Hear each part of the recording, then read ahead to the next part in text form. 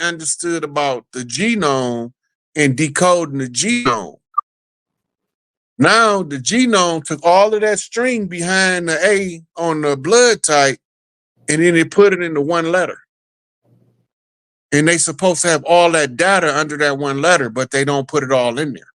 This is why DNA analysis is not accurate as it should be. But all that's going to be corrected.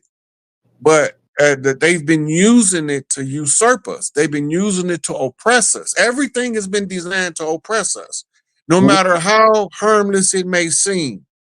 The dog pound has been used to oppress us, right? It no matter what, you can't. The church is supposed to be the most benevolent thing to people. But that's because they don't want you to know the history of the church. They only want you to know what the preacher tell you on Sunday. Right. Right? When you know the history of the church, you're like, wait a minute. This is a military contingent called priests that's operating in a spiritual warfare on the behalf of somebody that's not us. Mm-hmm. Whoever this Yahweh character is that they represent. And whoever his son is that the Allah people represent. Right. And whoever his brother is that these sinners represent. Right. And whoever Yahweh, whoever believe in him, they the ones who give you a false promise of an eternal life when you are already an eternal being. Nobody has to promise you that. You just have to come to terms with death. Right. Soon as you come to terms with death, you can talk to, in your DNA, you got a direct hotline to any ancestor that's on your DNA, because that's still you in a different form. Mm-hmm. Right? Hey, So you don't want you to know that. That's part of eternal life. Right. Man, Ben, we in the think tank. I got a couple more questions for you, man, because people want to know this one. I took all day to write them down because they was like, "Oh man, I want to know this about." Go Now, ahead. Just ask the question. Now that we here, the jobs system and the system of way we get paid. We get paid every 2 weeks. I remember somebody was saying in ancient Kemet, somebody complained about it, and then they started paying everybody every week. Now, when we transition over to the new Big Mama's new currency, you was talking about a brick. And but before we talk about the brick, I'm gonna come back and ask about the brick. But I want to ask you about the doula centers and the medical. We already talked about the doula centers before, right? Now the doula centers, because I listened to Trump now and saw how they was talking about birth control and controlling the birth and this and that. How would the Big Mama's doula centers play a part in the bringing forth for the new generation? Because you go in this a little bit on that, touch on that. Go ahead.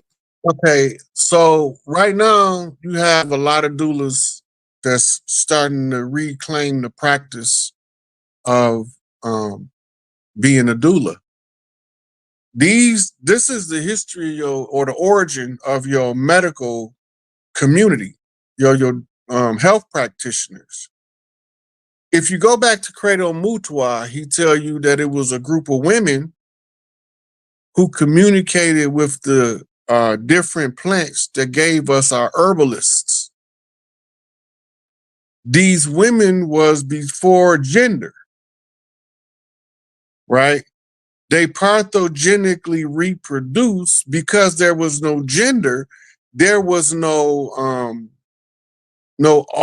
polarity to the birthing process. It was on a singularity frequency. There was no opposite yet because there's no gender. When you hear the Hermetic laws, the 7 Hermetic laws or principles, the law of opposites, the law of gender, the law of frequency, the law of vibration, all of these are contingent on separation from the singularity,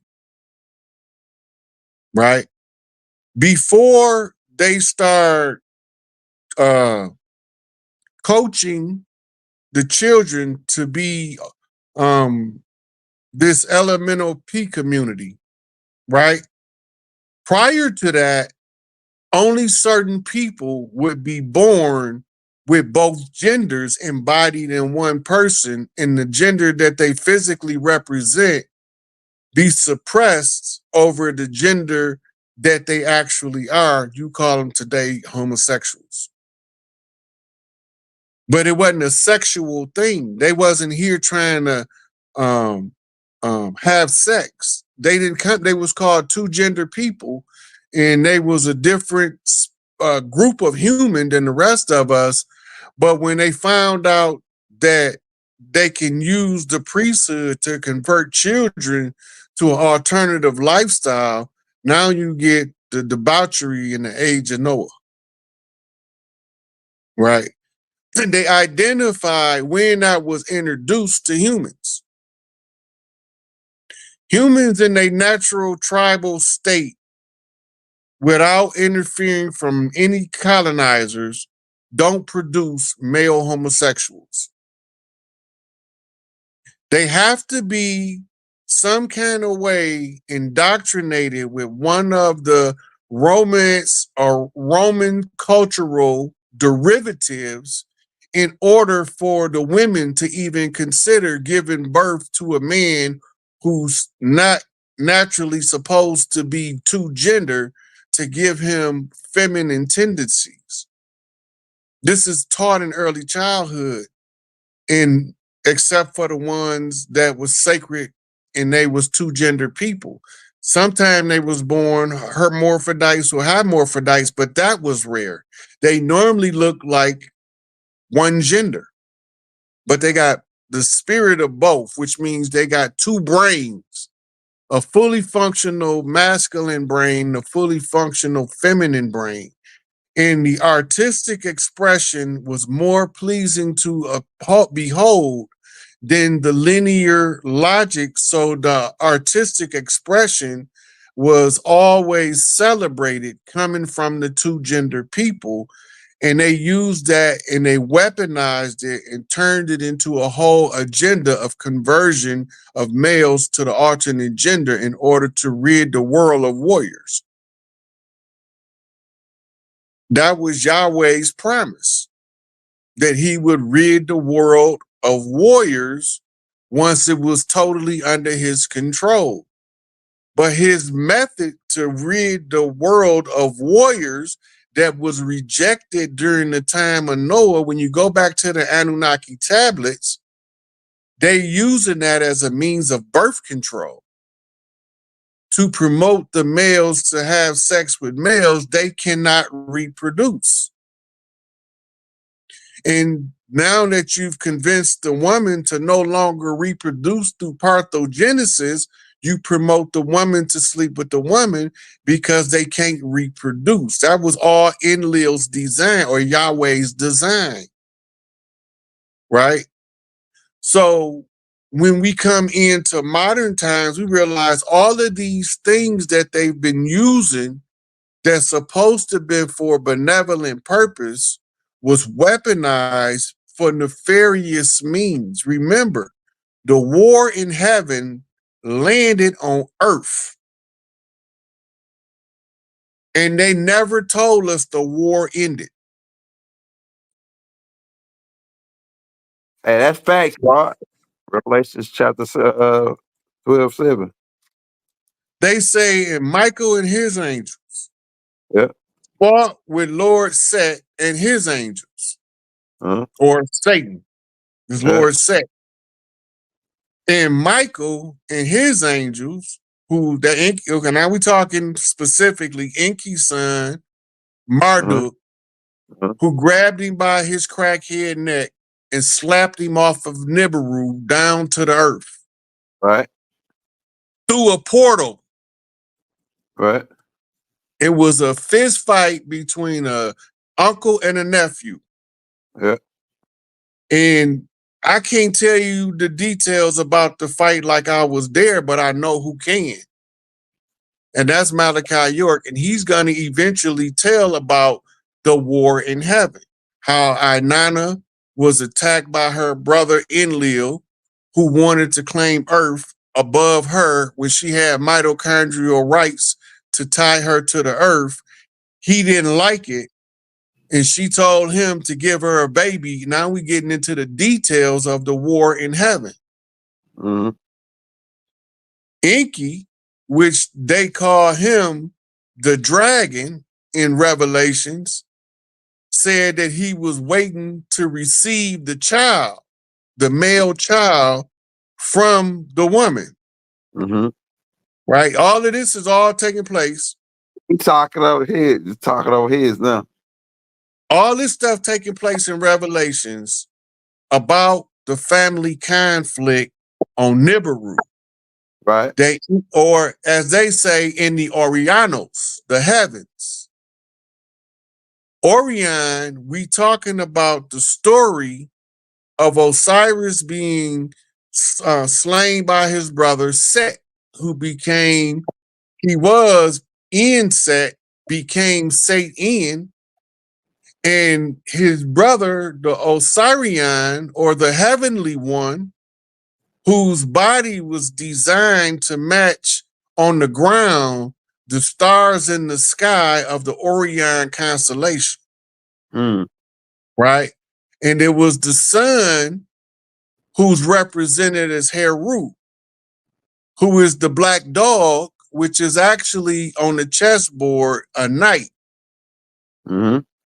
And he was on the heels of the father learning how to be a great man, the green man, the one who loves to win, or he loves to go, the green light, Sufi order.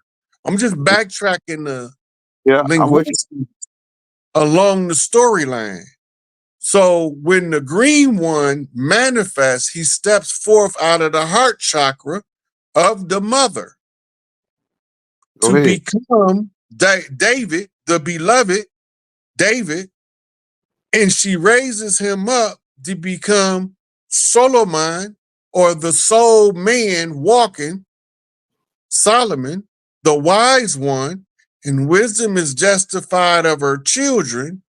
And this why Mama is the master masons, the master of all masons, and she's being tested for her Isis seat as Het Heru, the heiress to the throne, by the current Big Mama, right? And the only way she can prove it is she has to, without the aid of the man, mold a man without a man's guidance as the key. In other words, raise your child up to be God-like, and he will take God form as an adult. But if you raise him to be manly, then when he take human adult form, he will be man-like, right? And if you convince him to be man-like, he's gonna aspire to be mankind, a kind of a man. Right. Right? This is called de-evolution. Once he accepts himself as a kind of a man, now he's just a shell of himself. Right? That means he no longer has a soul. Go ahead. Because in order to be the true self, you can't be mankind, just the shell. You have to embody the soul. Right? But instead of dressing from the ground up, you dress from the top down. And the wisdom of the mother falls on the heads of the babe as she speaks. And they say she comes to town with a monkey on her back. And everybody thought she had a Jones. But the monkey on her back was a baby who grew up to be a full fucking grown gorilla. Right? All of this is taking us back to the war in heaven being unraveled as it plays out in the human arena as a storyline and political satire that comes from the Republic of Rome that absorbed Helen and her Greek culture Go ahead. and use the art in order to conceal the war. And the commission to settle the island of Crete was given to Heru, which was the daughter that was the next heir in line to learn how to civilize man. She didn't say to uncivilize man. She said how to civilize man. But what does civilize mean? Right. Civil means it's orderly. And to eyes it is to polarize it with, or to infuse it and polarize it with the predisposition for order. Mm-hmm. And you do this with something called the law. The law is the methodology or the rollout program of how to govern the land, air, and water on behalf of higher intelligence while you are in a state of lesser intelligence. Right? So if you want to raise your thoughts into the thinking of God, you got to be big enough, bad enough, and brave enough to call yourself God. Right. And that right there is belligerent to the rest of the people who can't fathom in their mind that you become the God that saves yourself when you realize the God that's in you speaking to you, and you let that God speak through you to the people that's listening to you. At first, they not gonna get it. That's it. But put the record on repeat. That means put the cycles in a loop. The record is the accounting of things past. The universal record, we call it the Akashic record. Right. Right? But what did her voice sound like? Go ahead. You see what I'm saying? Akashic got a record, but what did her voice sound like? Matter of fact, Akashic got a record, what they charge her with. Go ahead. Right? You going in. Right. So now if you want to weigh her out, you got to consult her sister, Mott, who keeps all things in balance, or the sister who keeps the record. Mm-hmm. She keeps the record because she's a record collector. And Ma is telling you where Ma is at. She's on the balance. Okay. Mother on the balance. Who is the redeemer of the mother? Daddy dead. Has to be the son.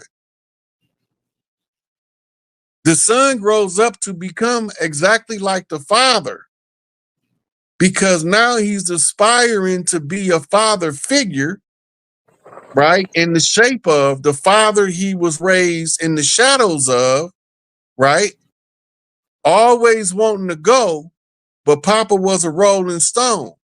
Right. Right.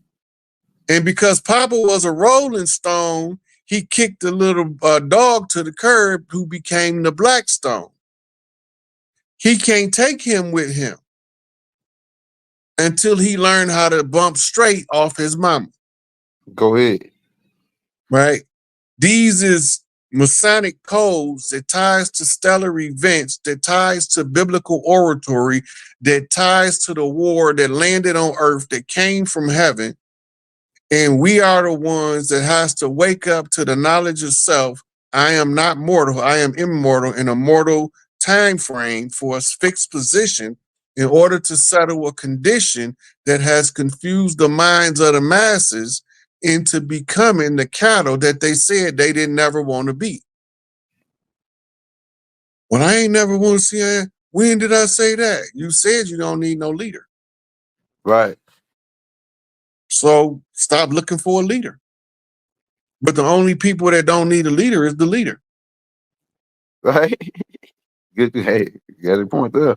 The only people that don't need a leader is the leader. That's facts. And the ancestor said the one that know the path must lead on the journey. Why is that? Because experience is the best teacher. Go ahead. If you ain't walked through the darkness, how can you come into the light and explain the difference to somebody who never seen the darkness? Go ahead. Right? If you haven't walked on the underbellies of society, how you gonna tell the socially upright where their error is? By keeping them people on the underbelly. Go ahead. And the only reason they stand down there because they strong enough to take it, because oppression is atmospheric. You can only be oppressed to the level that you're willing to accept the oppression. Because most people don't want consequence. So therefore they dare not to take action. And then they don't need a leader. But they following everything that the mainstream is doing. But they don't need a leader. More questions out. We got about 22 minutes. I want to get another before we get to the 2-hour mark. Now, a shout out Dream Maker. I got you. We got to get that question written down. We're gonna ask that question for you. Shout out to the I think it was for the super chat. We're gonna get your questions, Dream Maker. The next question I got for you, Raw, because we're crunching the time. On transportation, people asked about transportation, and they asked about the license, and now they got to have a license to do this, license to be CDLs, and they said they kind of like the license system a little bit because it controls on if a crazy fool can't drive.